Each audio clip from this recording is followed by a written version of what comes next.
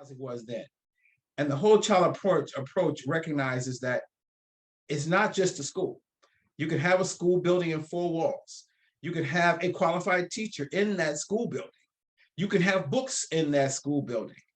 But if the child comes to school unprepared or not in the best shape to learn, if a child goes back, leaves school and goes into an environment that dilutes the learning that that child received during the day, then we're not getting the biggest bang for our efforts.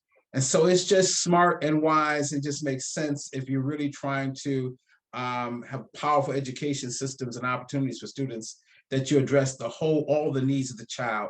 And most of those exist outside of the school. It just makes no sense to look at a student's performance or in school, particularly if it's a poor performance, and then just point to the school as the sole reason for that child's poor performance. You got to look at a number of factors outside the school.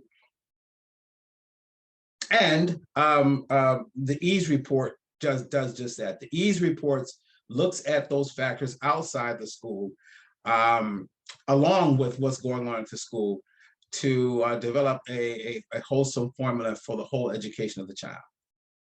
But the reality is many parents simply do not have the resources or the income to provide the services for to meet the needs of their children that will put that child in the most optimum position to receive a quality education, regardless of whether or not that quality education is made available to that child.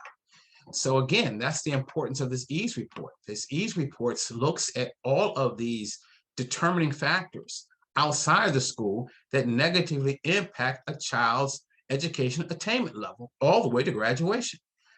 And so you just cannot deny the economic status of the parents, the zip code where the parents live, the incidences of crime in a neighborhood, food deserts, the food availability, nutritional availability for children, childcare. You cannot deny all of these factors and their impact. So a formula or a vision that looks at the whole child and everything that surrounds that school will be the most profitable approach. I would strongly argue would be the most profitable approach to increasing education attainment levels, particularly for children, African-American children in the southern states. The research and policy piece that this report represents is critical to any examination and any approach at addressing these continuing inequities. And these inequities, these gaps in learning are not just harmful and devastating to the Black and Brown community and poor community, they're devastating to this nation because it just further gets us behind in terms of being able to maximize the capabilities of all of our citizenry. It's one thing to have a plan, but to be able to execute that plan based on research and strategy makes all the difference in the world. And so I'm really glad that the Southern Education Foundation is putting out yet again another report in this area of education, opportunity, and equity, the EASE report. I predict it will go very strongly, go forward to help